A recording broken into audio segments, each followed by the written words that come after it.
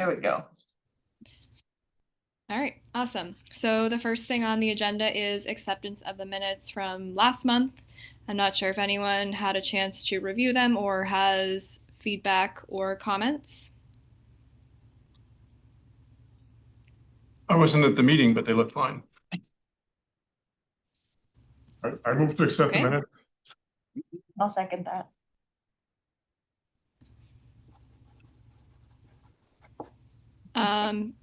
Sorry, I'm Do we have- still learning the ropes here. You're good. Just So got then, some favor to get a vote. all in favor of accepting the September 2025 minutes? Aye. Aye. All right.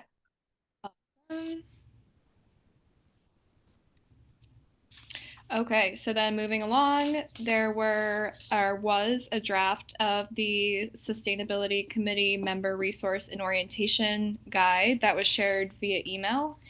I think this is maybe Jess who will speak to this. Yep, so I mentioned this last meeting. I think, there were members that made it very clear, and we were kind of thinking that this might be a helpful tool and resource for people joining the committee, as well as members who have been here for a while, just a bit of a condensed, here's who we are, here are some of the resources we use, this is sort of what the committee looks like.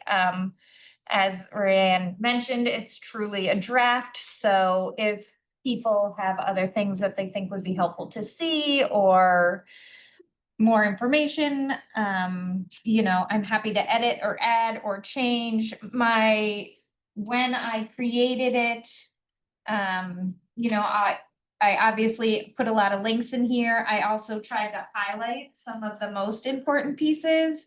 And I also tried to define things a little bit for people. So instead of just saying our climate action plan, I tried to give some basic foundational, this is what it is for us. Same thing with our green municipal buildings policy. So Tori, if you would describe that in a different way, I mean, most of these things I just kind of pulled out of the web pages and just tried to make them a little more brief. But again, if anybody has any thoughts or ideas or suggestions, things they'd like to see added or changed. The one thing, Effie created the table at the top with all of us and how we are kind of connected to the committee. I did think it'd be helpful to add terms just for people so they can kind of keep track of when they need to resubmit and when people might be coming up for that. But I did not have that information at the time when I was creating this draft. So that still is yet to be filled in. I can add that in. Okay, great. But appreciate any feedback or thoughts or etc. I think this looks great. Thank you for pulling this together.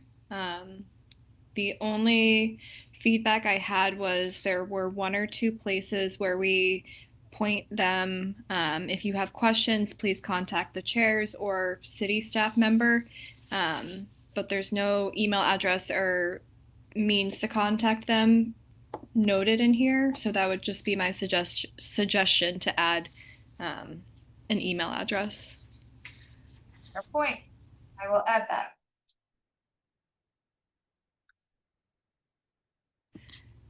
Any other comments, questions?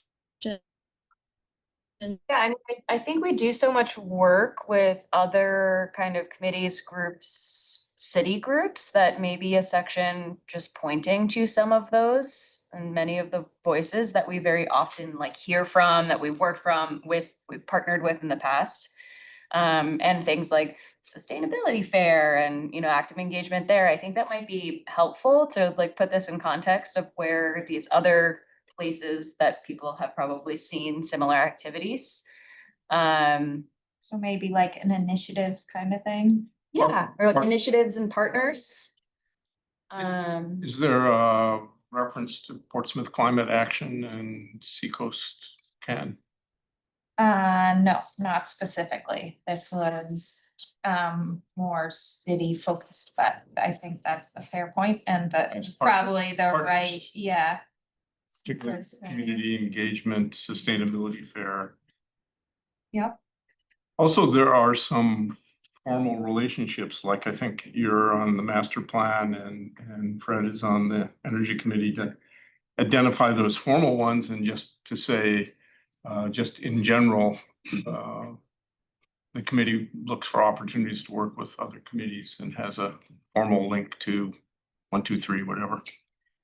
So maybe I did put, I debated about this part where the very last kind of bullet or topic is all city committees, commissions and boards. So maybe I'll just make a comment under there, like where we have specific connections like Energy Advisory and Conservation Commission and those things. So are there other ones that I missed? I would say just to make the general point that the committee actively looks for opportunities to engage formally or informally with other committees, depending on the topics we're working on.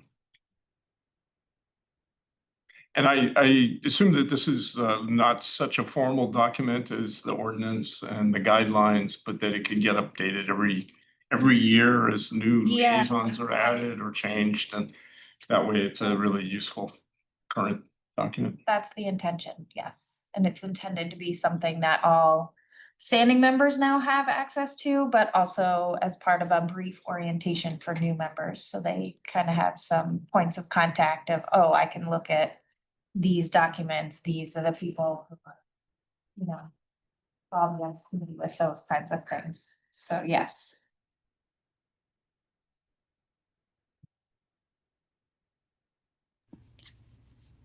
Okay, so if there are no other comments or questions on this draft, I think we can move along. If anyone is looking at this in the future and has feedback, should we just email you, Jess? Yes, please. Thank you. Okay. Yeah, thanks. I think this is very useful and will help people orient faster. And quite honestly, even in me reading some of these things, or things that I'm like, oh yeah, that is a great thing to remember that we do. I actually really like the kind of expectations too, as just like here's what being an active committee member means. I think that's a really great thing to set up and just makes it so that our meetings are even more productive, engaged. So. And to that point, like, again, if there's anything that you think I missed in that part or, you know, anything else that should be considered is just like, oh, people should be aware of this as they join the committee or any of those kinds of points. I guess on that, so in general, if we want to add, you want to have something or propose to add something to the agenda outside of just like reaching out to Kate or is there it might be good to give a timeline, like when the best time to do Yeah. that is, like not Yeah. the day before the meeting or, Yep.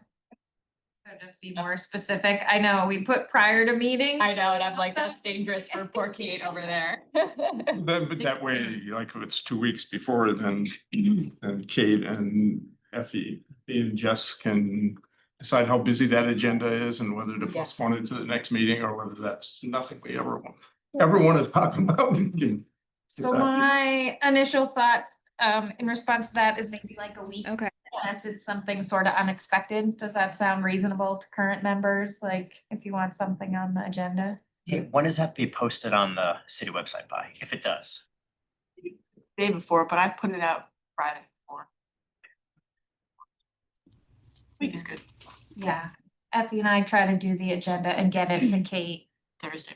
the week before so that all of you have it for the week prior to the meeting.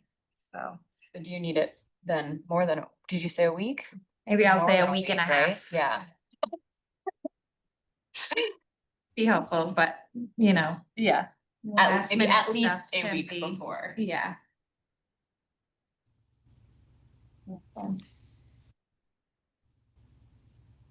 Okay, we have a number of topics to get through tonight, so I'm gonna move us along from this one if there's no final comments. Okay, so the next one is the EV school bus presentation recap. So I think Kate did share the slides that were presented at the last meeting. It says recap and discussion, so presumably the intention is for the group to discuss if that was useful, follow-up thoughts, etc. I will just chime in that Effie created a thank you to Rachel, but she, I don't know if it's been sent yet.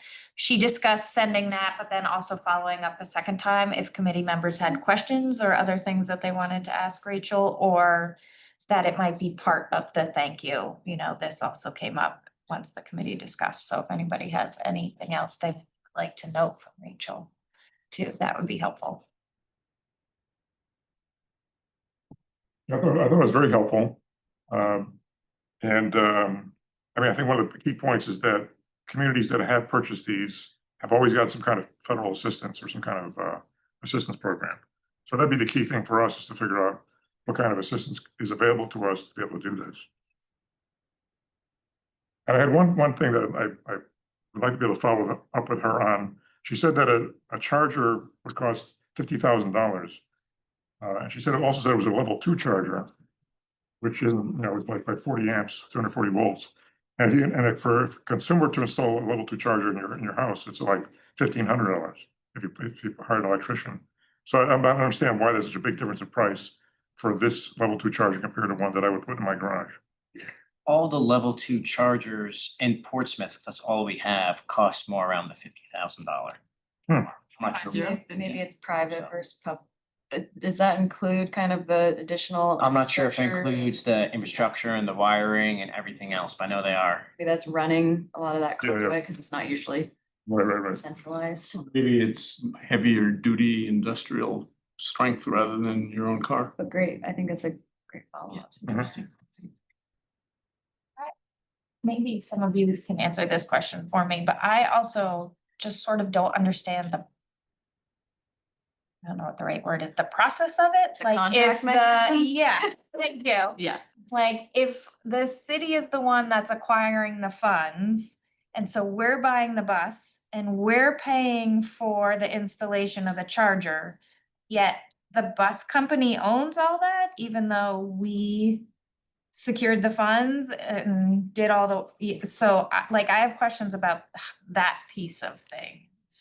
Yeah, I was also just like confused as like, is the city now running the buses or is the bus company running the buses that the city owns? Where are the buses kept? Is it even in Portsmouth? Currently, the buses are in Portsmouth. The bridge leaving downtown's been out for some time. If you follow up Maplewood and you keep going over the bypass, it's right there on the left, it's where the fleet of buses are kept. Okay. But it's a private lot and privately owned buses.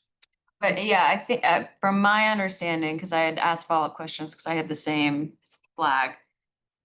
Whoever the bus operation person, which in this case is who she's working for, they would help organize it. It sounded like it would end up in their fleet with an agreement that it was the cities or that schools. And so my flag was also like, so is this now tying you to this contract? Right. You know, because Yeah. like our contract with our school buses comes up Yeah. every so often and gets renewed, and in that process, you know, go out for RFP and you get prices, and then a decision is made, and I think it's a very important process. It's also required by the city to do that.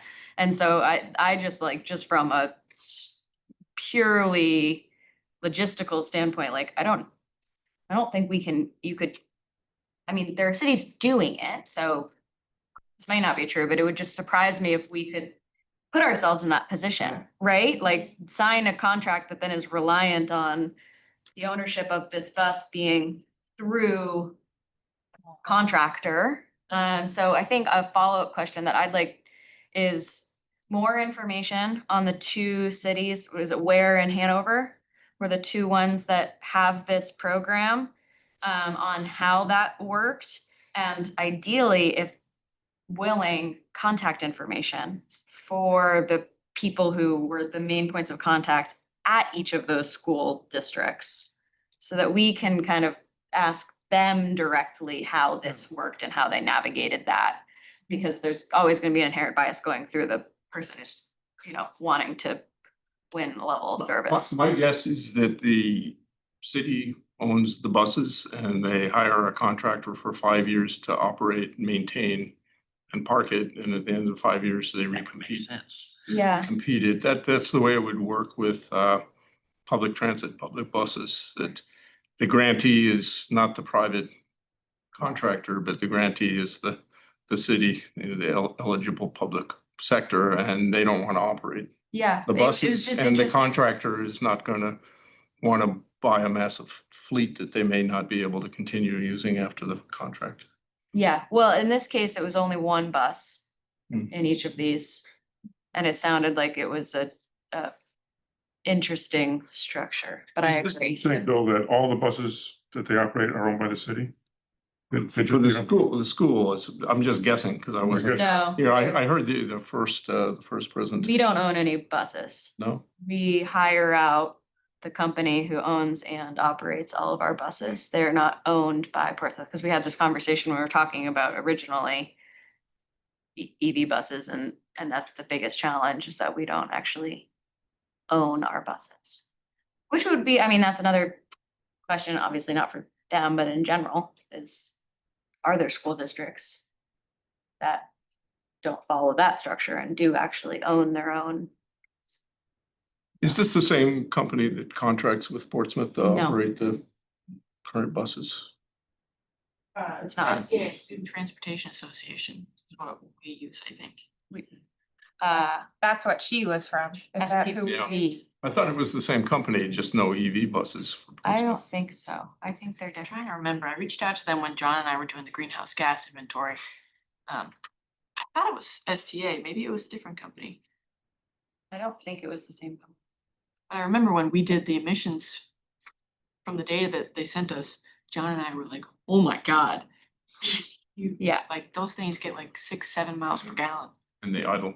Yeah, and like the newest one was from like 2012 or 2011, like they're all getting up there. Sorry to interrupt. The questions that we have for Rachel, is someone recording those now, or should we Yeah. be emailing those to Effie? I would say you could do both, but I am trying to keep a running list at the moment. Thank you. I'll also put them in the minutes. I also wanna add that, like the implementation of getting the electric school buses largely hangs in the balance of us getting the grant if it exists. And in my opinion, I think that the initial cost is too high if we don't have a grant. So maybe we could see what is available to us if there is one. Yeah, that number was big. It was Hanover and Ware, correct? Yeah. Okay. Just- They have generic, their SAU, the school district, they have generic emails, I'm just emailing them, We love that. asking.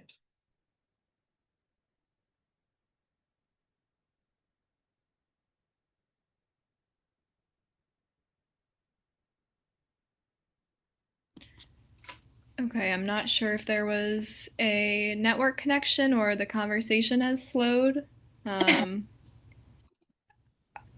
there any additional discussion or thoughts on the EV school bus presentation? This is peripheral to it, since we have Stoke here. And we're gonna be talking about connecting dots. And this is just a hypothetical from a gut level feeling. If we had safe bike paths to the high school,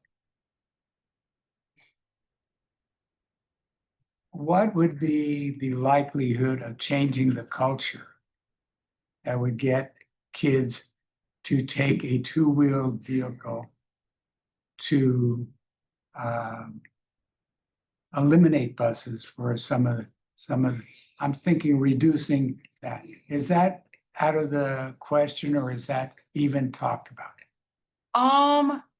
So there is a pretty reliable base of students who do bike to school. There's a bunch of bike racks around.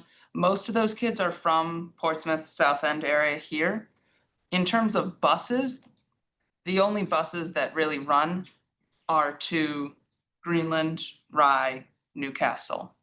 And in general, that's a little bit too far for someone to bike to, a high school student. That'd be getting up at like 6 every day and biking, which is a tough sell for a lot of people. Also, from that distance, the biking facilities are not that safe, or not that Correct. great. One thing that I've noticed since my kids went to Little Harbor School is there's now so many bikes at Little Harbor School that they overflow from the bike rack. So there certainly are a lot of kids riding to the elementary schools, although those are kids that live nearby. But they're not coming from Greenland. Also, often those kids are traveling to school Appreciate with. this. From Yeah. my guy. A lot of kids, Oh, sorry, Fred. a lot of kids walk to high school. Yeah, I biked to high school my freshman year in the fall. In general, in the winter, it's like too cold to be outside in the morning. So generally that slows down, but in the fall and spring, there are a lot of people who are biking to school. But not so much in the winter. I feel like, well, I was just gonna ask, my sense is that once students can drive, there's a strong motivation and appeal to drive if you have access to a car, regardless of how close or far you live, so. What's the charge, if there is a charge, for parking? It's $150 a school year. So not so bad. Yeah. And the Greek church on the road to the school also sells spots. And I think that's more expensive. It's, I don't know. It's more expensive than the school sells it for. And there's probably a greater demand for the spots than there are spots. Yes, you have to get a spot every year, you have to wake up at like 6 AM and get on the computer and hit submit on your form at 6 AM. And if you submit it at 6:01, you don't get it. I've been lucky both years. I've gotten mine, but But that's fairer than having an auction. yeah. But that's how it works. And you're right, generally, once you can drive, you do. And that was true for me. I did bike to school, walk to school. My first 2 years of high school when I didn't have my driving license, but now I do and I drive.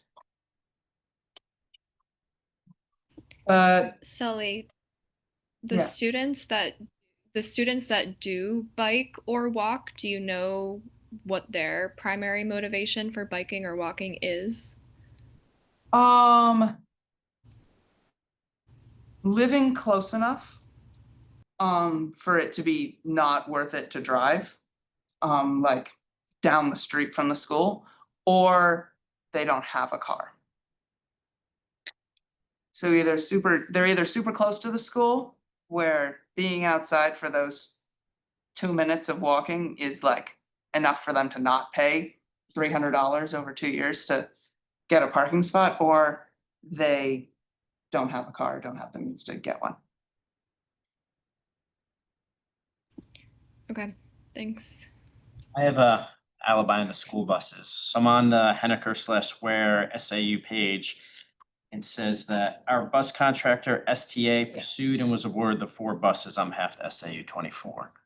On behalf.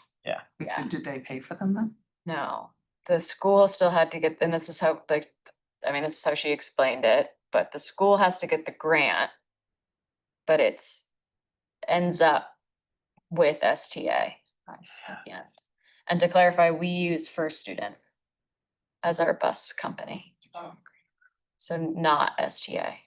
I was emailing someone from Ride STA back in 2022 about our greenhouse. Contract gas. changed. Yeah, I mean, the contract does go up every, I think it's 5 years. So I wonder what happens to Portsmouth buses once they assign them to the contractor and the contract ends those. Right, and that was the back- question we had. Come back to the city. They were like, we honor it and it's the school district's bus, but it's like, what does that mean? So I think, yeah. sure. So would switching to electric require changing the school's contract and keeping it with the same company for however long the bus in service? Unless you would have first to be a- student was willing to do the same. Well, it would make their bid more attractive if they already have an EV bus in their fleet and they're cutting with other companies that don't have an EV bus. This is one more reason to select them, to renew their contract. Yes, but when we asked in the presentation, she said the only EV buses were ones that were acquired through this program. So yeah, they're yeah. already called for Right. schools. It sounded like even STA is like willing to play ball in some of this game. They're not investing dollars in the bus fleet. But yes, I think in general, when those contracts go up, it should be something in the lease that the sustainability committee brings up as an important part of that RFP process.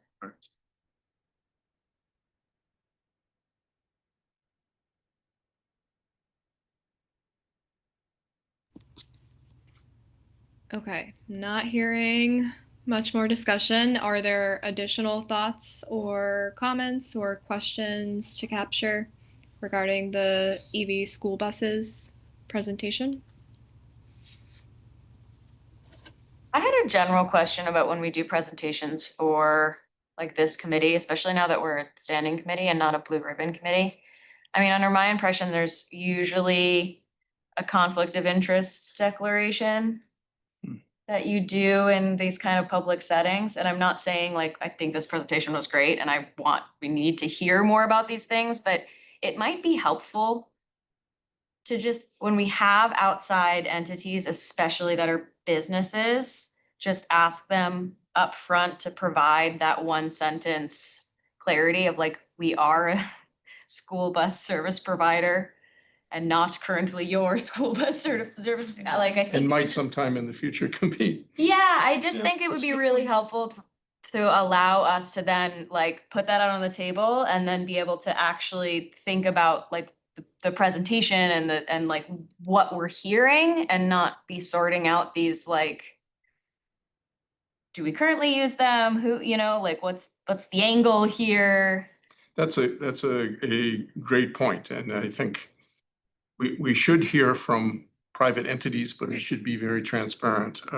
Let's say if we wanted to hear from the used EV sales company, or Meanwhile, let's say even our own committee member, Jazz, gave a presentation for his own business, and that was great and interesting, but it should be transparent.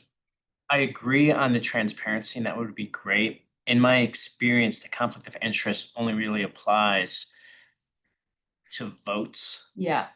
And then it's up to the individual person who's voting to recuse themselves. I guess I'm not saying in a formal. method. Exactly. I'm just saying like in a similar It way. would make sense that we do that. Do we have whether some kind of, They do it or we say it upfront. This is one of several. yeah, or do we just ask, like, if you're presenting to this committee as, especially as a business entity, we ask that you provide a statement at the beginning of your presentation as to like what that business is I and, think it's a good idea.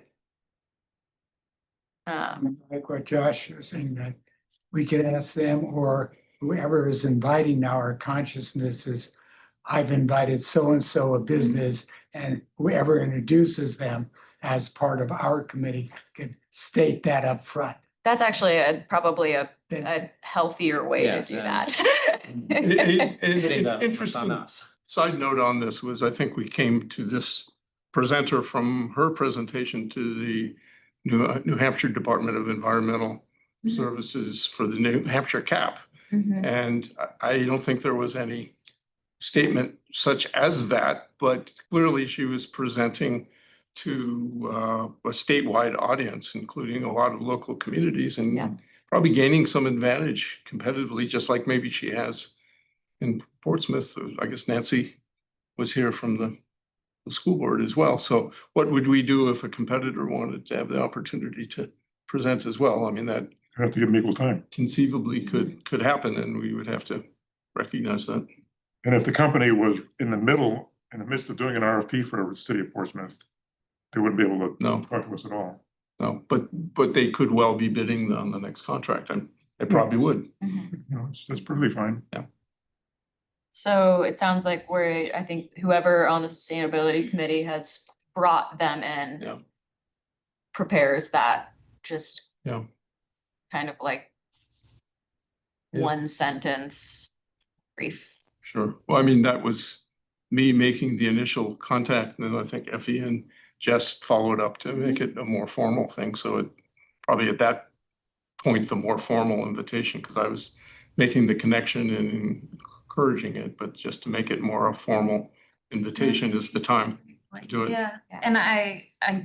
and we didn't put it on the agenda for this month because it's pretty heavy, but we had talked about maybe having this conversation more towards the end of the year, like having more of these content experts come and Mhm. just give those 15-minute presentations to the committee about stuff that members are interested in learning more about and understanding better that relate to the work we're doing. So And I often the think this is the content- perfect segue of like, we need to set some clear guidelines for what that looks like. Yeah. And mainly just because I think it then allows us to engage and Yeah. just more efficiently.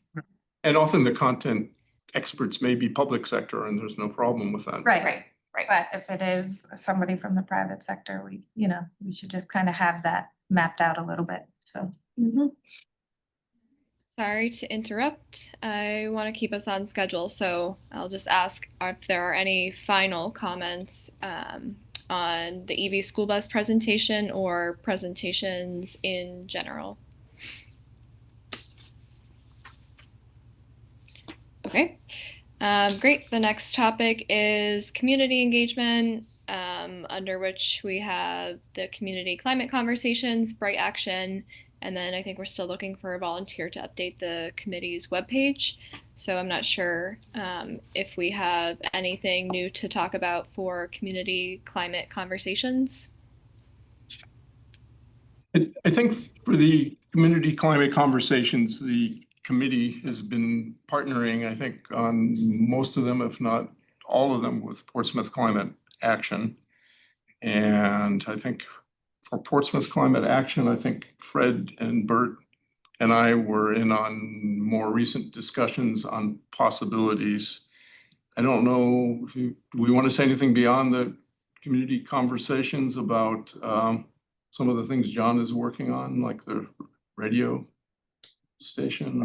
Well, yeah, so I mean, it's just it's an interesting note that, we're talking to WSCA about doing some climate discussions on, so sort of like an interview talk show, radio show.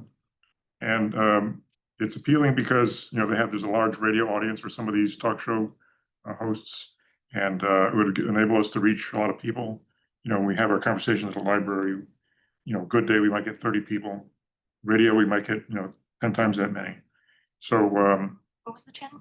WSCA, it's our community radio station. So we are, in fact, we have our first one scheduled for November 19th. And she's going to do an interview with the founder of Seacoast Can, Ann Bliss. And it's just, kind of a human interest, how'd you get into this, and what's your history, and what are some of the things you'd like the community to know about this topic, and an opportunity to kind of pitch our website and our services and Bright Action and things like that. So should be a first crack at it on November 19th.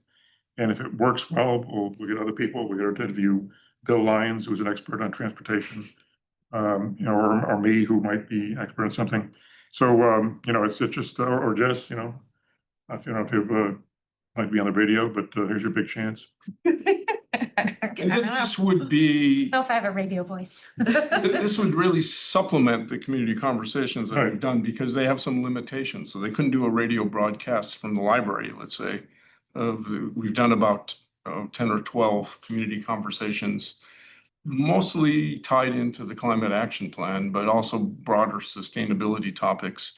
And there's some limitations on what they can do. It sounds like they're really best set up for in studio That's what they do. That's it. visits, yeah. We then pitch the conversations that's related? Oh, yeah. Okay, Oh, yeah. that's the intent, kind of, well, as well as just It could- sharing this yeah, information, but yeah. I think that would be great, like, Yes. Bill goes on and talks about transportation, and then also we're having a community conversation on X date, so if this is interesting to you. Please come and, They have a community calendar where their DJs, will read stuff off the community calendar. Yeah. Like, you come here next month, there's gonna be a talk at the library oh, about, great, sustainable waste and that kind of thing. Or if you have other topics, please follow up with Yeah. Portsmouth Climate Action or the Mhm. Sustainability Committee or something. Yeah, It, yeah. it just opens up some other possibilities, just this is the first try. Right. Yeah, and on the more established community conversations, I think we've talked on this committee over the last few months about possibly having one that would be geared toward next steps to implement the cap. And that probably, I think we were saying that would probably need to follow, say, the attention on the CIP and maybe even the election, for example, and then maybe that would be early next calendar year, but would need to be a really close partnership between Portsmouth Climate Action and the Sustainability Committee, because it would need to be really useful to the decision. Kate, what do you think, Kate, about Sounds great. yeah. Actually, we also talked about one that was just focused on the master plan too. Is Yeah. that still in the works? Not yet. Not sure what that would look like. I mean, I'm not sure either.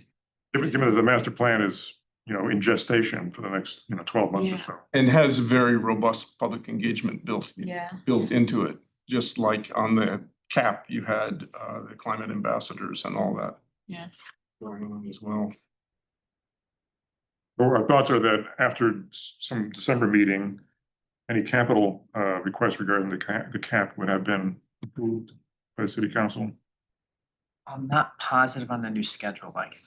I mean, we looked at the schedule. Okay. Yeah, I do have the. Well, the idea would be. To get pushed, Whatever, right? Most years, it is like supposed to happen at one meeting and it usually takes one. The adoption is Celebrating. scheduled for December 8th. And the SIP incorporated an annual budget January through April, so that's pretty flexible. That may be where the schedule fluidity is. so anyway, sometime after that cycle, we would potentially have a community climate conversation, updating the cap, what actions are underway to, help implement it. It could also be a tie-in from the cap to the master plan, because there may be some aspects in the master plan as it's developing that are directly related to the cap implementation, you would hope. Well, and it's kind of a look up and look down, right? Because CIP is very much action items, things that we're hoping to happen that, are not guaranteed to happen, but are Right. more guaranteed than in general, where master plan is like much more high level. Aspiration. Yeah, And so I think and policy and regulatory as well as the infrastructure, the CIP is more infrastructure. Yeah, and so I think giving that context is helpful for people of like master plans up here, then climate action plans, getting more specific of the types of actions, and then like CIP is where, rubber hits the road on the infrastructure pun, of like actual projects. And we can point to the addition of the criteria in the CIP. Points back to things like the municipal green building policy and. And back to the WSCA.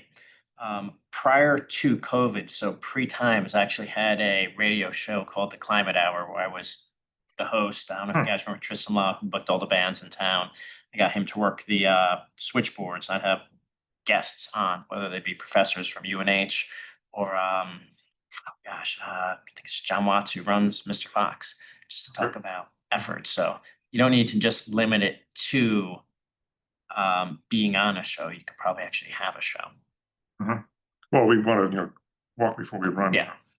We take advantage of a seasoned DJ who does on-air interviews every week and just kind of leverage that. And then if we, really feel, if somebody gets inspired to be a DJ, then You have the voice for it. I was, Or we could recruit you, Josh. now that you have more free time. You definitely have more free time these days.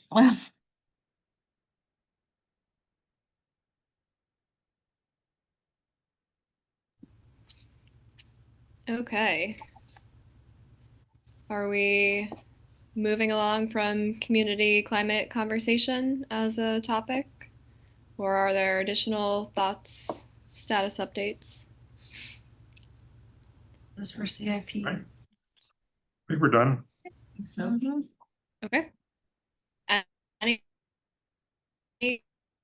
anything new to discuss regarding Bright Action? I don't have any updates. I don't know if anybody else does. I think that's just all on there. Automatically on there, yeah. Yeah. Just kind of keep that. All right, we'll move along then. The last thing was, I can't remember if it was Jess or Effie, last month, sharing that the committee's webpage hasn't been updated in at least a year. So we're looking for someone to go through and just refresh it. I'm not sure if we have any immediate volunteers, but that is still an open action item for anyone who is interested.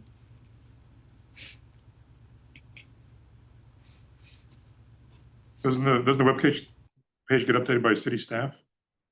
So we're the ones that are in charge of it. We update it whenever people ask, but I update the normal stuff like the member lists and the term dates. But I don't really put any news up there because we don't always have news. But I think the last update we did was with Effie's edits a year and a half ago that kind of just explained the roles of the committee. Okay.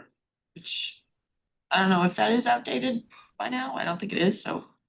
How about Jess's new document? Would that be appropriate to put on there? Oh, yeah, that'd be great to link that when it's finalized. The onboarding one?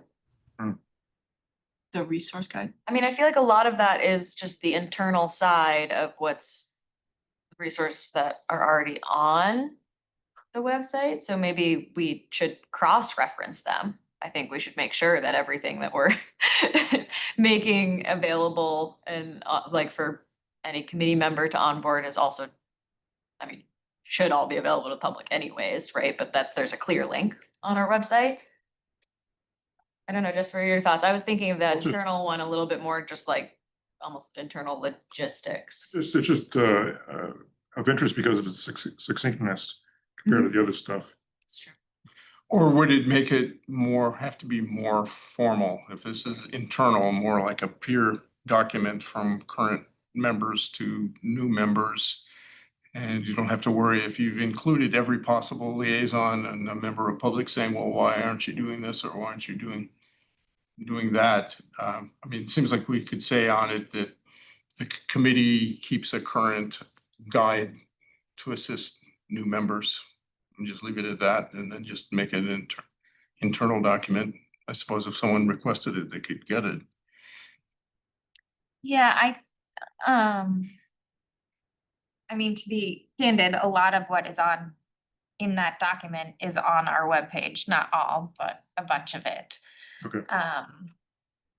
I think this was an initiative led a little bit more by Effie, not that I don't disagree, but I think part of her point was just, you know, like some of our action items are from 2023 now, so that's getting to be a couple of years old, that those are bulleted under our committee and who we are. So maybe just kind of looking at the highlighted pieces of information that are on that webpage and see if we have more current things or if it's all, you know, relevant and valuable to be up there as kind of the focus of our page. I think that was her thoughts, you know, some of the stuff.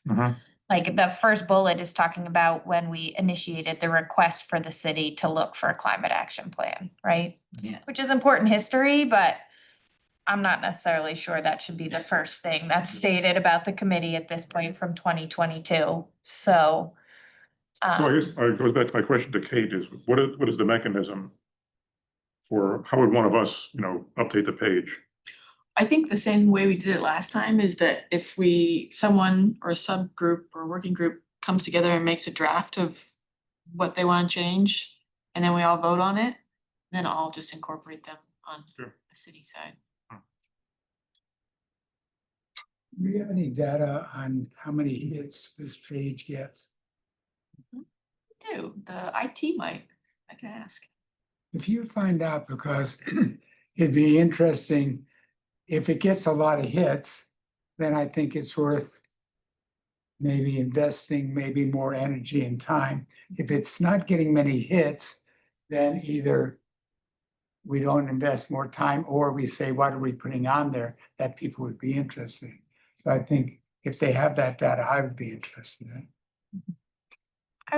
My one thing is, I will say from the planning and sustainability homepage, we feel hard to find. Right, so if you go to the planning and sustainability homepage, and then I think we're not a board. Yeah, you gotta go to initiatives Yeah, and then sustainability and then, and then committee. yeah. So I don't know what it takes for that to shift, but it seems like it would be nice if we could at least be a little bit more prominent if people are trying to find us, because What is there under I upcoming? think I wind up searching for sustainability committee every time because I forget I that literally link, Google it. that chain, yeah, I'm- so. So Yeah, I don't know I don't how know if much I'd be we're able to allowed navigate. to change these homepages, but if we were, it would be great to have boards and committees, or boards and then a separate drop down for Wait, go to committees. boards? Cause the planning department has a bunch of committees. Oh, look at that. Housing committee. Yeah, there's other ones on there, but we are not in there. I just Yeah. throw sustainability. They're missing peak and, yeah, us, Maybe that's a relic from us being a blue The ribbon. blue committee. ribbon committee, maybe. I don't- probably. I mean, housing, oh, I guess, no, housing is, Could you ask somebody, Kate? Could you just? oh, yeah. Put your, Better be on this ribbon. put your foot down, Kate. Justice must be served. Yeah, cause Energy Advisory Committee should be on there too. Oh, that's blue ribbon, right? Is They're I think they're standing. Putting or- forward an ordinance to make it a standing committee. Once It's on my to-do list. find. So it should be, but it should be boards and committees at the top. Yeah, yeah. Okay. Jess, the presentation that you and Effie did for, I want to say, the city council a couple of months ago, did that not have a slide with a handful of recent accomplishments on it? I'm wondering if we could leverage that. Yep, absolutely. Okay. Yeah. What are you interested in taking the task on? I'm happy to help support with. The process would be to come up with content to add, and then it goes through Kate to add directly, or you go to a webmaster to? Yeah, I just added in directly. We're limited in what we can do with formatting, but you can add graphics and text. Some fun That might be lines, nice too, embed some view. sort of graphic. Yeah, yeah, Not the photos most- of the committee, anything would be great other than all Or- the text that's up there. Yeah, and then say something. Fred's in, Fred's a Fred's in, volunteer. all right, Fred's in. Choice. All right. And I don't like volunteering other people, but I'm aware that Colleen isn't here this evening. And she did call up. How many were interviewed by Colleen? So she has some information, and it seems to me that she is savvy about media and so forth. So I would like to just suggest next time when we ask for a volunteer, that maybe support you, Fred, or others to see what she might have to add to the understanding of what the page is being, how it's being formatted, and who's using it and for what reason. So.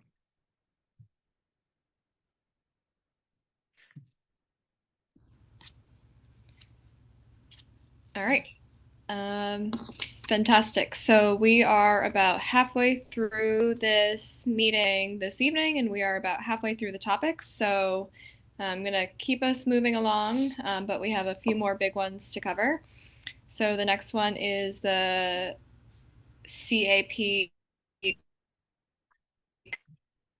committee action spreadsheet, which typically Effie speaks to. I'm not sure if Jess, you have anything to add tonight or. I mean, well, so we want to keep this on the agenda as just kind of a running tool and something that we can relate back to. Specifically this month, we were kind of thinking like, do people feel like this is still useful? Are they making progress and steps forward in some of the actions that they're interested in? For new members, does it feel like a useful tool or does it feel a bit overwhelming because,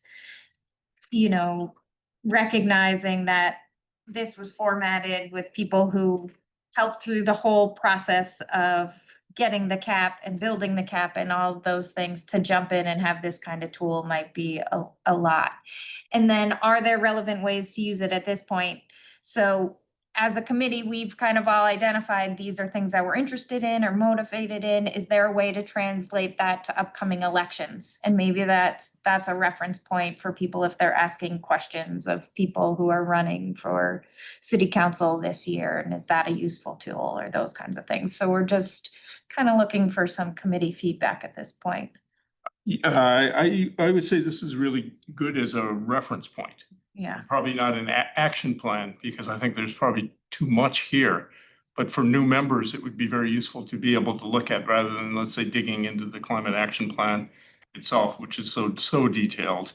But there should be some things on this that rise to the top for the committee based on maybe our perceived priority for the cap and the interest of members of the committee, and subject to time limitations. And I think we took one cut at that in coming up with a subset of this that were the capital budget recommendations. So I think that there's a very good transition from this to those 4 items that I think the committee voted on as really promising priority items. And I know that's the next item on the agenda, but there may be a 5th and a 6th and others, depending on And I how think things it evolve. speaks to your point, that was kind of the vision of the document, right? It's not necessarily that we're gonna do all of them right and now, but like even the waste stuff.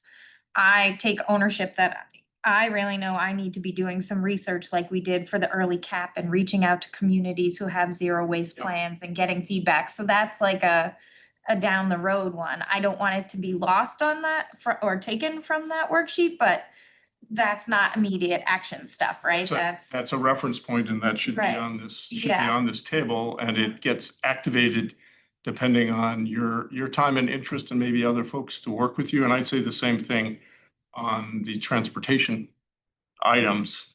The 4 that went to the CIP are just 4 that were proposed for the CIP, but there may be others here that are not CIP projects, that may be public engagement projects or policy projects or zoning regulatory projects, and all that is really fair game. But I think this is really good. It's sort of like a Cliff's Notes of a point in time of really important things from the cap. Yeah. And that gives us more than enough to work on. But let's say Sully can look at this and see maybe there's some topics that you might be interested in finding out more about and maybe getting engaged in. But this, I think, stands that purpose. Good. I think that was sort of yes, we wanted to just kind of be a living, working tool document. So if the committee is finding it operating that way, then. And maybe it could be updated each month if it's useful. And let's say if there's a waste one and you want to add some things to that, or maybe nothing's happened on one of these, which is fair enough. Agreed, which I think is another point, is what is the best mechanism to update it? Like if people are doing things, should they be reaching out to what? Did we determine that we can't have a shared doc? Yeah. Because that's quorum, Yeah. right? Yeah. God, that's so Yeah. You annoying. can have a shared updated doc.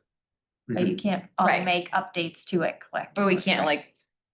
Maybe living Yeah. interactive, Yeah. So then that would mean, let's say, if you wanted to update something on waste and I wanted to update something on Like you transit, have public to transit, I would have to just send it to have Kate. Kate or Effie or myself or pick a person to. That's probably not that onerous. It would be ideal to have a shared document, but if we can't do that, then that's just some little bit more work.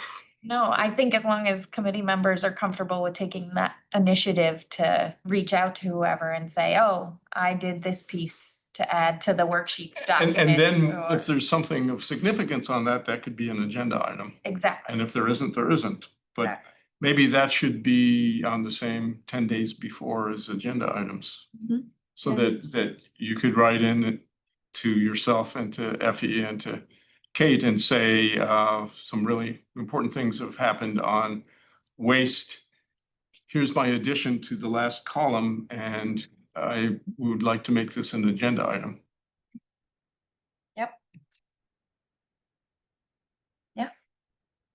Do other members agree with that? Does that? Sounds great. Sounds good.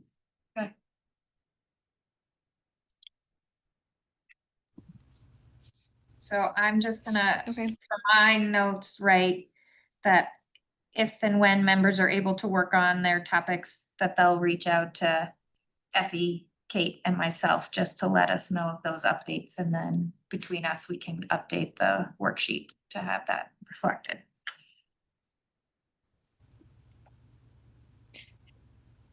Does Oh, this stay as a standing agenda item then? Yeah, Yeah. that would be, item number 5 could be an updated topic, depending on what of these action items have updates. And then this also just becomes always attachment to our full agenda, right? Whatever the update Yeah. plan is. Yep. Just hopefully looking different every time. Yeah. You just have to change the date at the top. Yeah. Okay, great. Was there anything further on that, Jess, that you needed from the committee or needed to provide an update on? Nope, that's incredibly helpful. Thank you. All right, awesome. Okay, so we're going to move along to capital budget requests from the committee. There are a few subtopics here. The first one is from Tori and Bill, looking for a recap on the October 9th meeting. What do you want? I only had one, you had 3.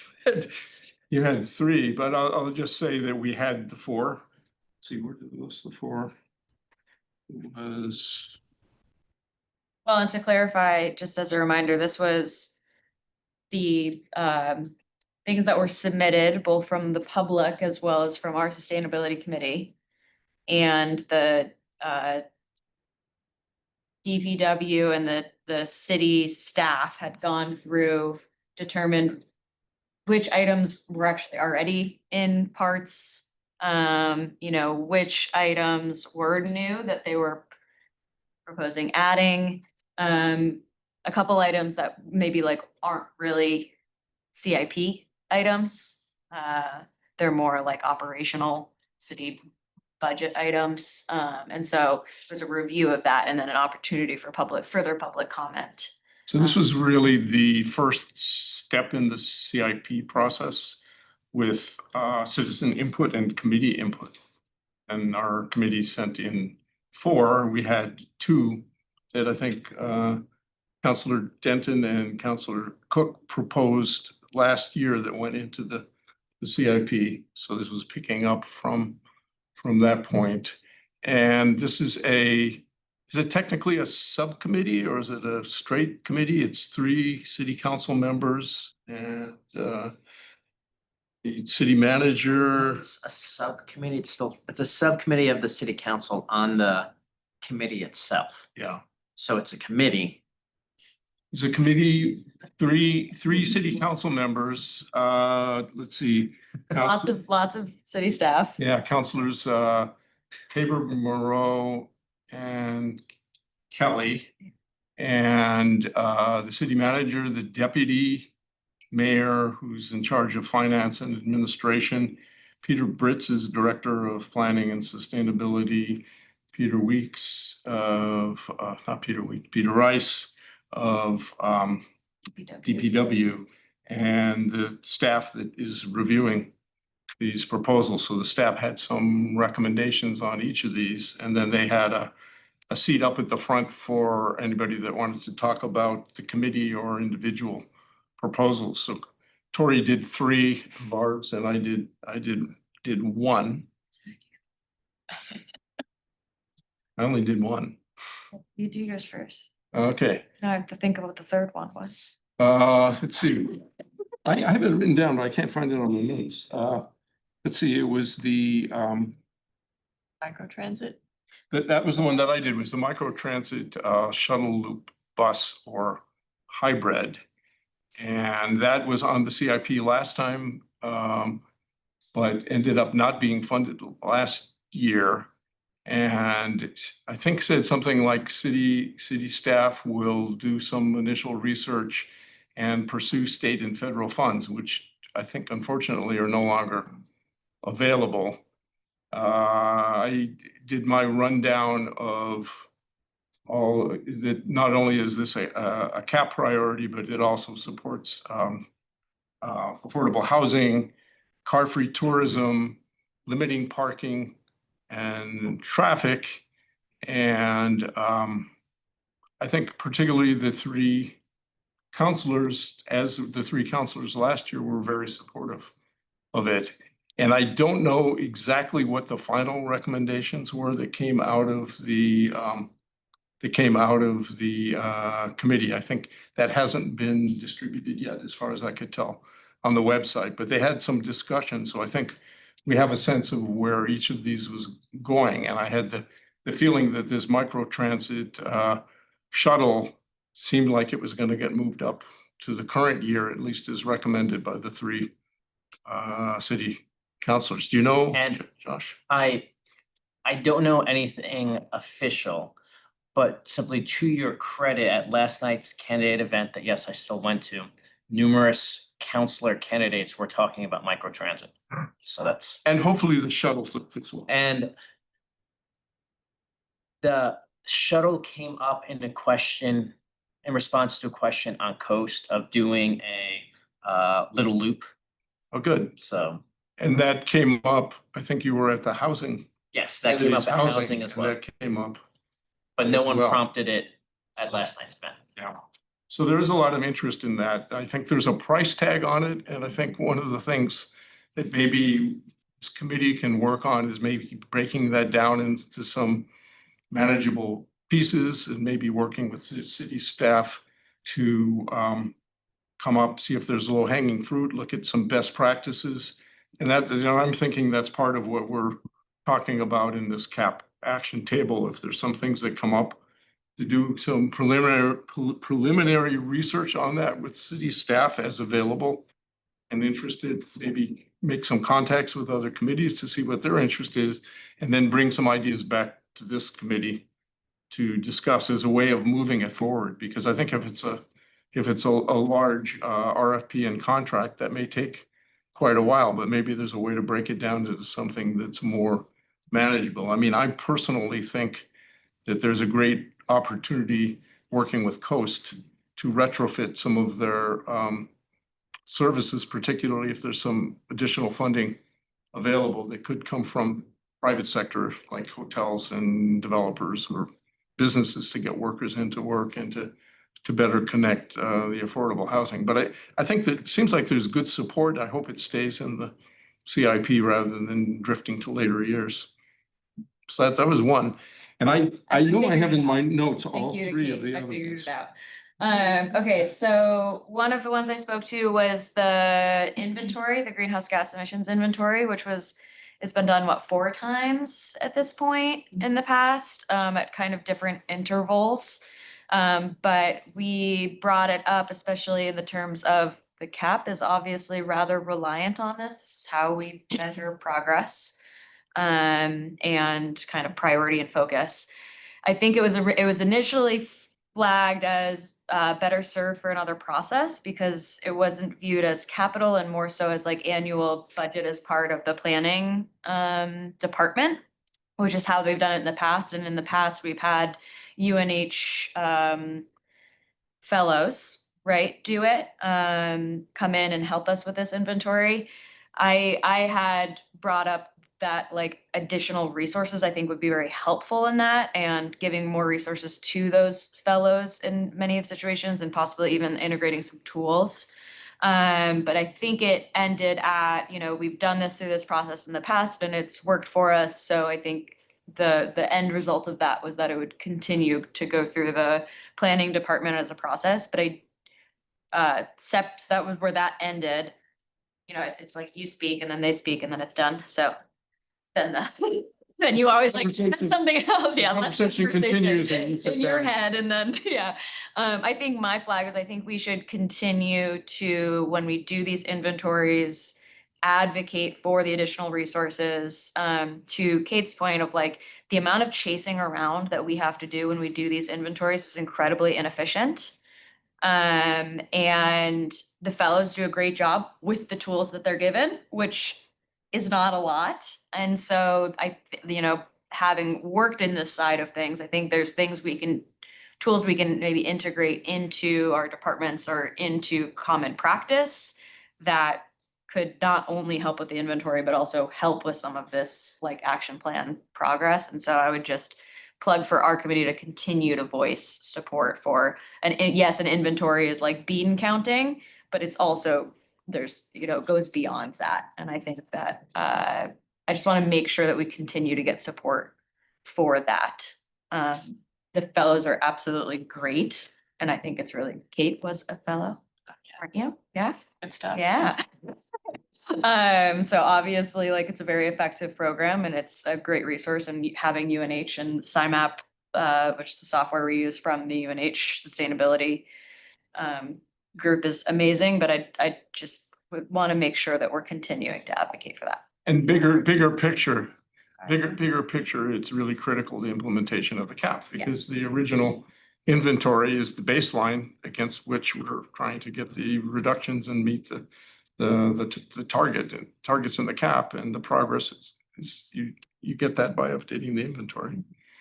Well, and correct me if I'm wrong, Kate, but last time it was you and a volunteer citizen who Yes. did it, right? It wasn't actually a fellow. It was you and John, 2021 was me Which and is John, which. not sustainable. Which was. It was fine, but yeah. It's not that's- bad. Consistency. So one of the points that I had made was like, there's a level of that, like, if we're gonna look at this and we're gonna use this as metrics in the cap, there's a level of consistency and like professional Yeah. level that I think is really important.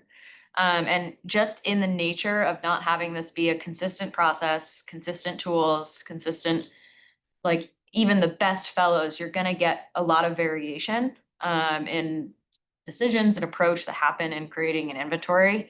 And so, like, to that point, right, we've had it at various times, slightly different approaches each time. And that worked for what we were using it for before, but I do think we should continue to advocate to like level up a little bit. So maybe it's a fellow with support, a fellow in the third party resource review. Understanding that, that's dollar signs and effort, but I think Yeah. it's important. That was one of the critiques from the CAP consultants, was that, it wasn't consistent, and some of the most recent stuff was missing or summarized data that was way off balance, and some of the numbers that we get are severely estimated and not even close to what they thought Mhm. they would be. So I think that's important. As soon as we start comparing all these new numbers to our baseline and our 2030 goals, our 2035 goals, it's like, if we're not getting more and more accurate every year, then we're gonna fall behind really quick. Dory, because this is an area that you know something about, it sounds like, it would be helpful to me if you just took 2 minutes and said, I give you all the resources you want. What would you have us do here in the city if you could have your druthers? What would it look like? Maybe not all the resources, but resources within reason. No, I'm saying that I'd like to know, you've seen it out there in the field where Yeah. it's worked. What would you have us do and how much resources would it take? Yeah, I think Kate and I could sit down and because part of it's also like explaining what this process has been like in the past. It's been erratic. Yeah. Yeah, but I think that's like, you learn a lot from that. But yeah, I think we could do that. We could talk about the inventory in general in one of our meetings coming up. And why it's important. Right. And this conversation is exactly what fits into this table for the committee supporting, moving ahead on what we recommend as priority areas. Like this is inventory is absolutely a priority area. And I will say, not in our current environment, but in the future, it is not unlikely that grants that the city might want to go for will be a prerequisite of them will be to have an inventory of a certain level. And so I think it's something, it was same with the cap at the New Hampshire level. There was there's prerequisites to many of these Right. programs to be able to measure success. So I think maybe that's another angle that we can look at it of like, what would we expect the level to which we would be asked for this if we, had an opportunity for a community grant for some of these actions. So I think we can look at that too. So Tori, if I'm reading you correctly, the outcomes we would want is that the inventory has credibility.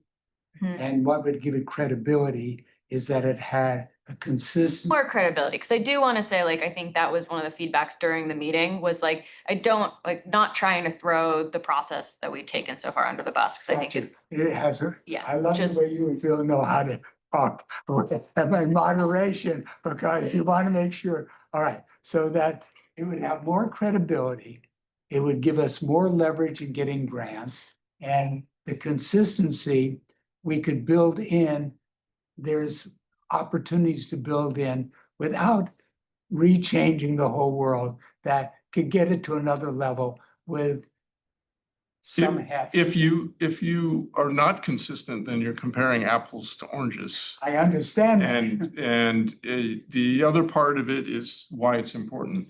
It's important to really take the pulse of the greenhouse gas footprint of the city's own activities. So it's like the cap is broken down into the city's activities and the community's activities. And this would do that and be able to tell if there is progress or is no progress. And it would be able to break that down by sector as well. And that is possible for us to do to get it better so that it would be able, you don't want to have data that doesn't tell you anything. If you don't do this, then the ability to really responsibly implement the cap is Got it. lost. Okay, this is your. so yeah, I think coming away from this, happy to work on kind of what I imagine that That'd would be look great. like. Great. The other two, just being conscious of time. So one was a study on EVs in the municipal fleet. But how did we actually frame it? Or I can do that one too. We can start with this one. Yes, I think it was the one you were just on. No, wasn't it? There we go. Yeah, electrification of the city fleet and development plan. So this is an actual funding electrification. This is where is this feasible? How is this feasible? This had been delayed in the past. And it had been delayed under there's a Granite State Clean Fleets program that we should get information for. Then we were not eligible for that because we did not have a plan. So I pointed that out and said, I don't think we want to be in this situation again. And also in that plan, I think not having it reliant on grants, but let's look at this plan. And one of the questions be, where does it make sense? Because we are at a point in many EVs where there might be some fleet vehicles that from a maintenance perspective and how they're used, it literally just might make more sense for them to, when they need to be replaced, just the plan is to replace them with an EV. And but right now we haven't really looked at that. And so I think that was received pretty well. And I think that the plan is 2028. So prep everything so that 2028 we can pay for that plan in place to get that to be ready for then advocating for the actions that that plan says. So I think that one went pretty smoothly. There wasn't a whole lot of. I think they all went smoothly in the sense that they were important and recognized as worthwhile. Now, whether they thought there were related things underway that would cover some of that, I think on the Yeah, there's comment on the like, Solar Yeah. buildings. yeah, so that was the EVs one, not a ton of comment, general support. I felt good about it. I think we should continue to follow up, make sure these things make it through the whole process. And then, yes, on the solar arrays, the comment was that we have done a study in the past on municipal buildings and which ones are feasible for solar. I think ours was broader than that. It was like municipal in full. And so I'm not 100% sure where this landed outside of. It's hard to tell. Yeah, we,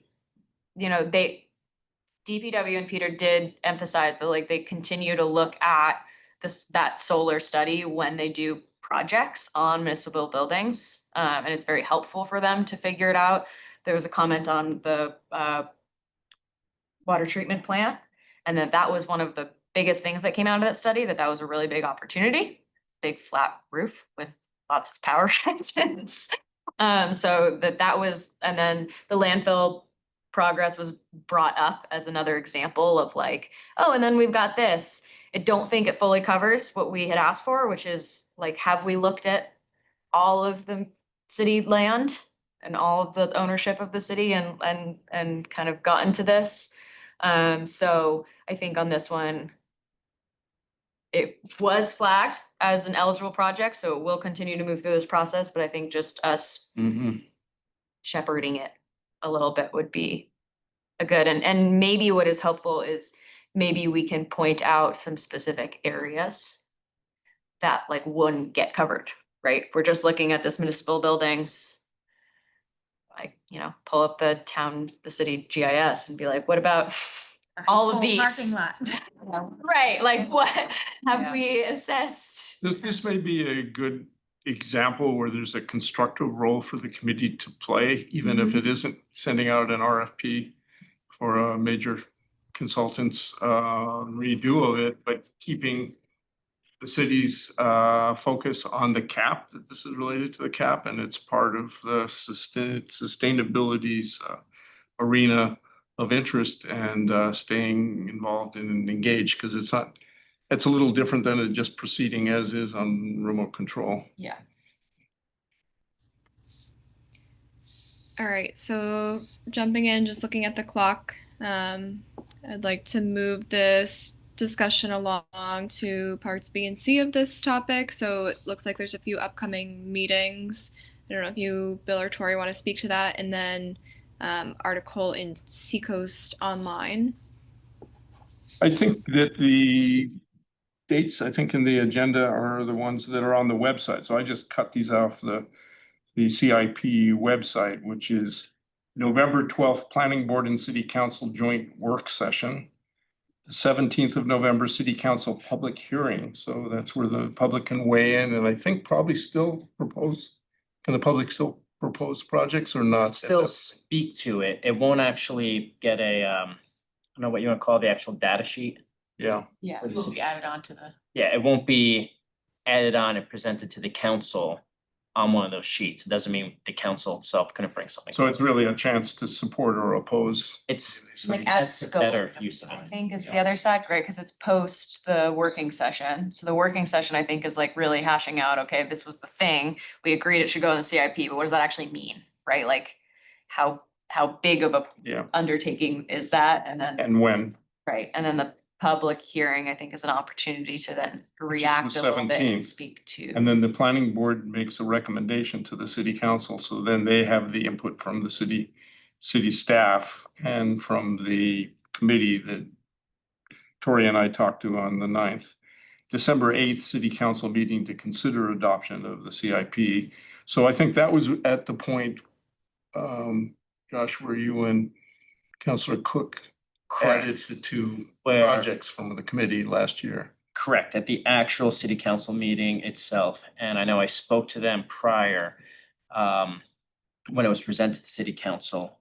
And Tori, I'd like to thank you, because some of the arguments you made just now stuck with me and I wrote them down, such as, the greenhouse gas inventory, being reliable will be required for future grants. Because for years, since I've been on this committee, we've been talking about, do it more frequently, try to keep it consistent.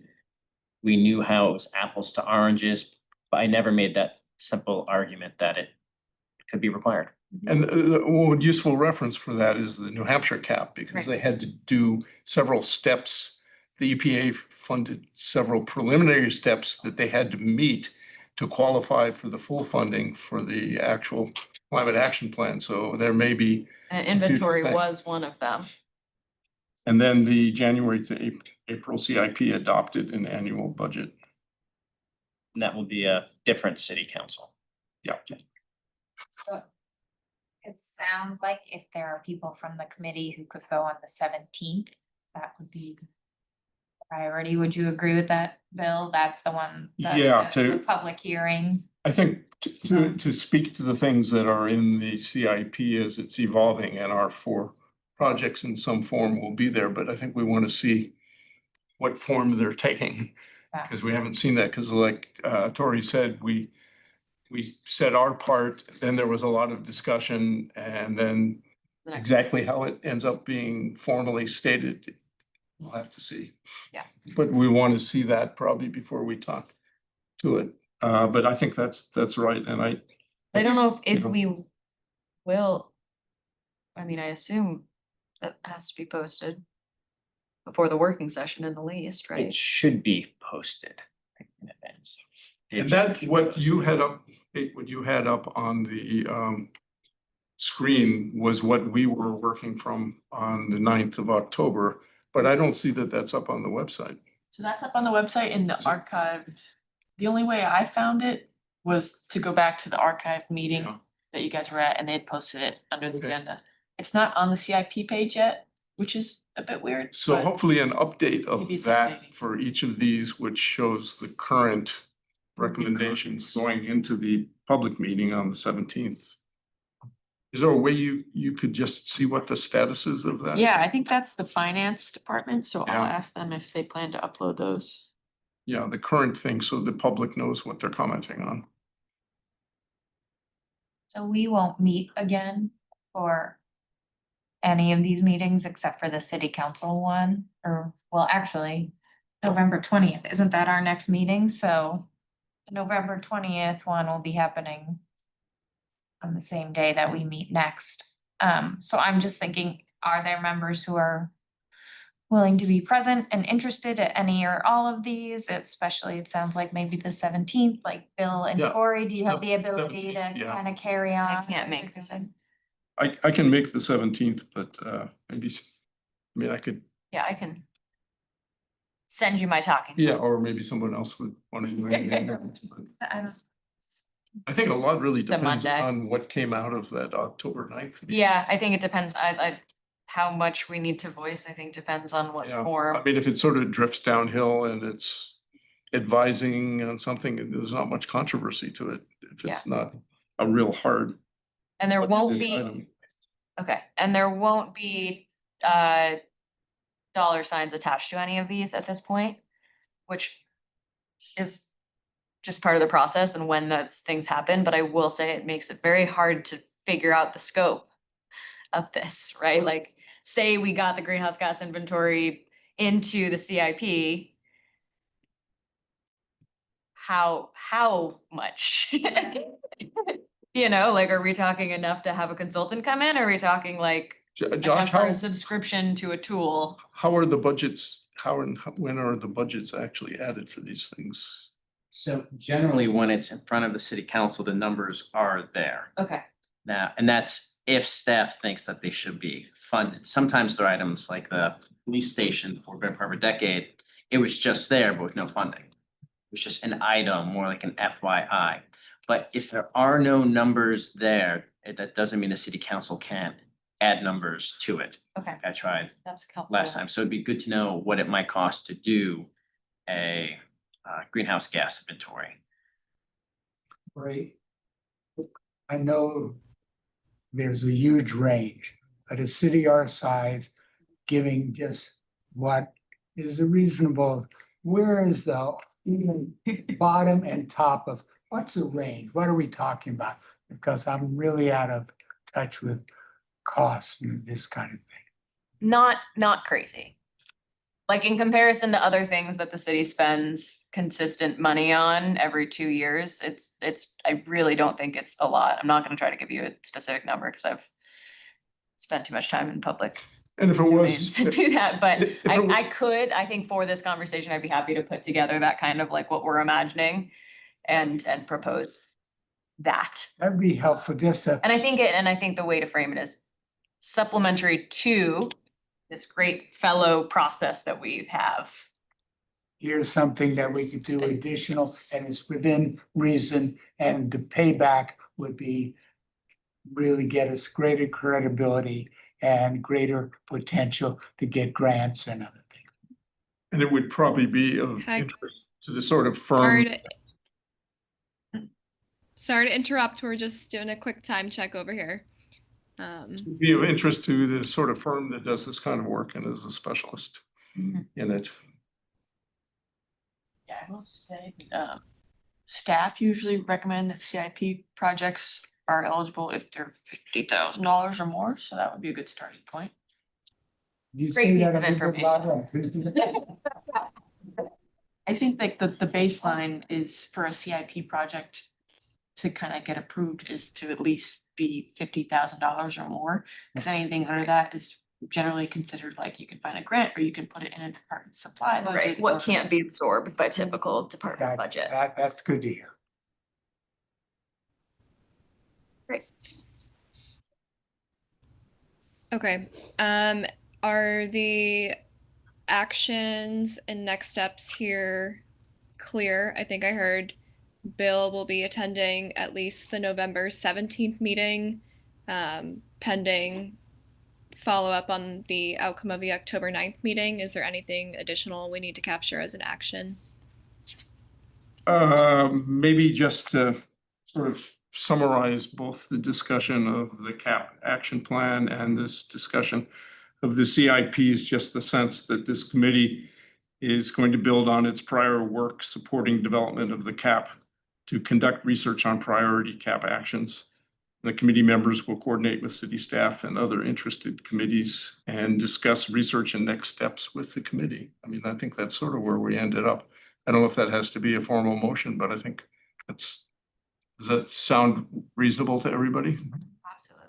Because I think that we're always talking about what the work is of this committee, and that seems like that's important. Not the only thing, but important.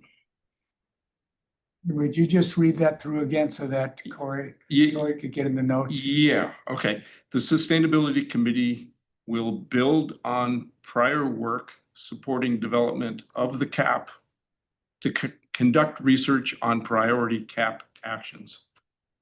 Committee members will coordinate with city staff and other interested committees and discuss research and next steps with the committee. Have you send that to me in writing? I will do that. Okay, so quickly, we have a few more things to go through. We have about 5 minutes to talk to each. So I don't know if there was anything we needed to say about the article in Seacoast Online. That was the last topic under the capital budget requests from the committee. I put that on there just simply to bring it to everybody's attention if they hadn't seen it yet. The headline was Residents Call for Micro Transit, Bike Lanes and Artist Space. So one of our priorities was part of the headline and our own Bill Lyons is quoted in it. So if you hadn't seen it yet, it was in the Portsmouth Herald and Seacoast Online last week, so. Cool. Awesome. I will take the next one too, master plan. I don't think there's a whole ton to say. We kind of have touched on it a few times. You know, a draft is in working process. My understanding is they're still taking feedback from the community. So if anybody hasn't gone and looked at the boards outside council chambers and added your thoughts and comments and posted some 2 cents, please do. Or taken the Polis survey and the surveys that they've posted on the master plan webpage, please do that. I think part of the reason we put this item on the agenda was just to get your gears turning about hopefully we will be seeing a draft by the end of the year, right, Kate? Maybe sooner? Not sooner, I don't think, Okay. maybe the end of the year, but considering that planning board's seeing it in the spring, I think, I thought it was supposed to be coming sooner than that. maybe it is.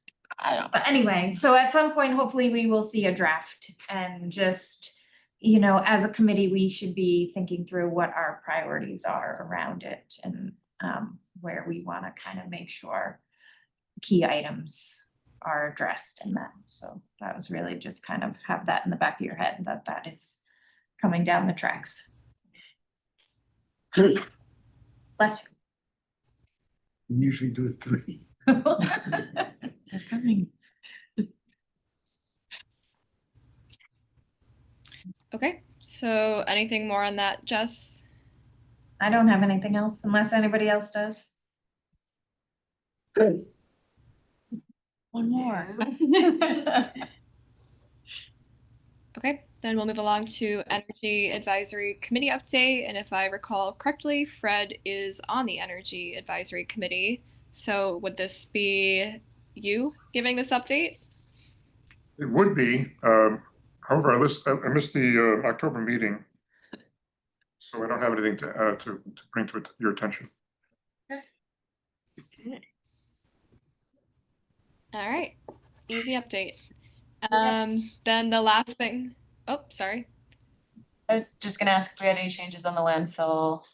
No. Oh, that's gonna be our other business item. So I'll jump to that. I put this on there. I got to meet with the consultant team 2 weeks ago for the landfill feasibility study.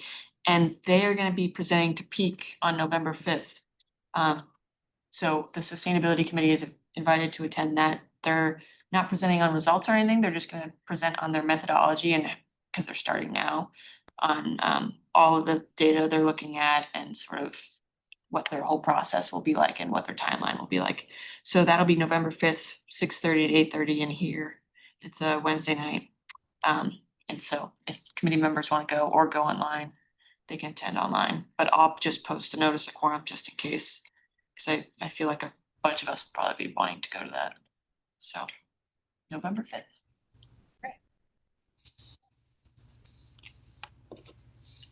That is actually everything that is captured on the agenda. Are there other topics that we've not already talked about tonight that the committee would like to? I have and this we probably don't have an answer to, but I'd love to know if in our municipal buildings, when we purchase energy, I assume we do so through Portsmouth Power, and do we do so at 100% renewable?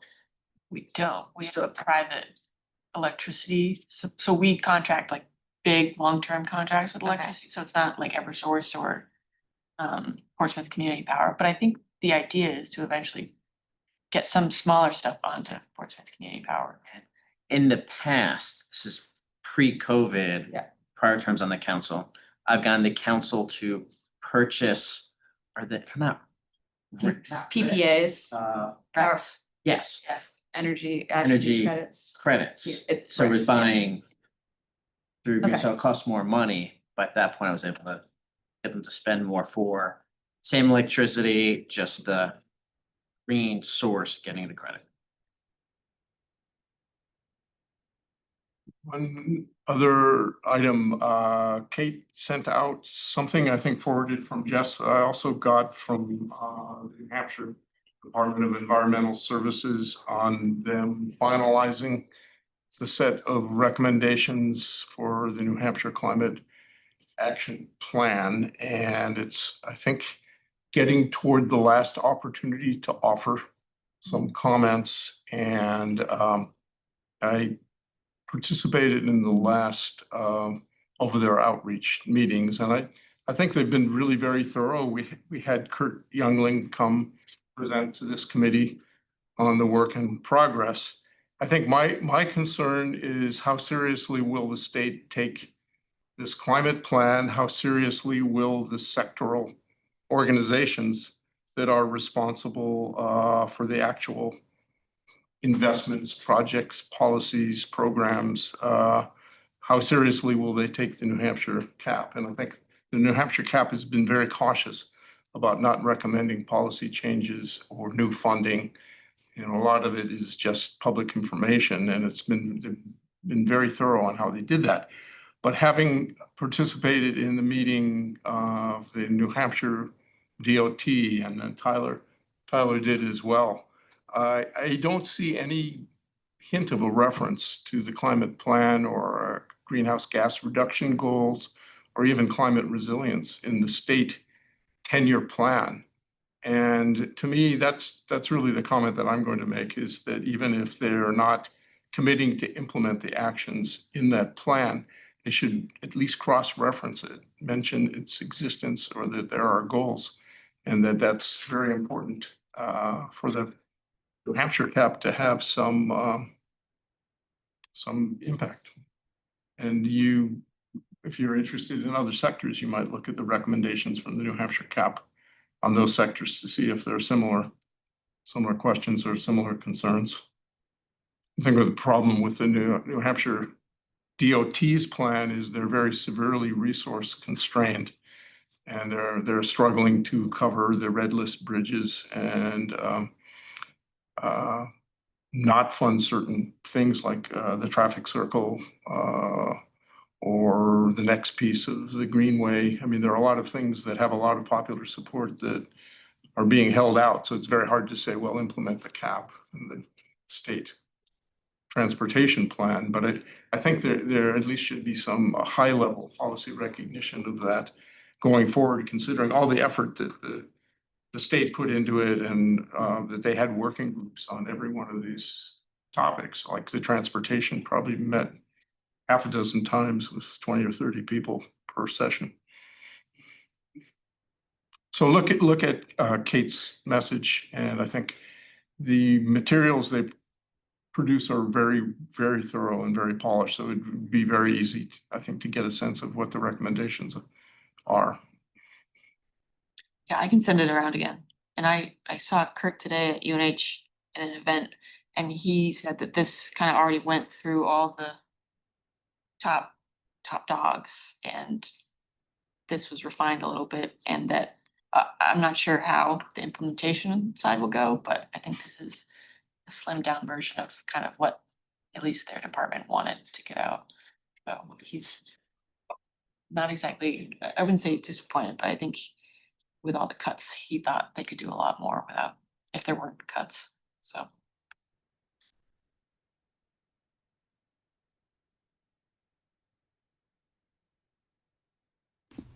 All right, if there are no other, sorry, I can't tell if I'm interrupting you guys or if my screen is frozen. You're doing great. Yeah, you're doing fantastic. For facilitating. But if there are no other topics for tonight, I think we can move to okay, now I can hear you. Sorry. As I was saying, if there are no other topics for discussion tonight, I think we can move to a checkout question. Before we do that, can we just say next month is November 20th? Tori, are you good to facilitate since you did minutes tonight? Yes. Still And Thursday. our rotation is severely defunct at this point, I guess. So is there anybody who's willing to do minutes who hasn't done them in a while? I'll do it. Great, thank you, Bill. Okay, any other orders of business? All right, so I don't know if we stop recording or I officially adjourn the meeting, I suppose. Sure. Yep. Okay, great.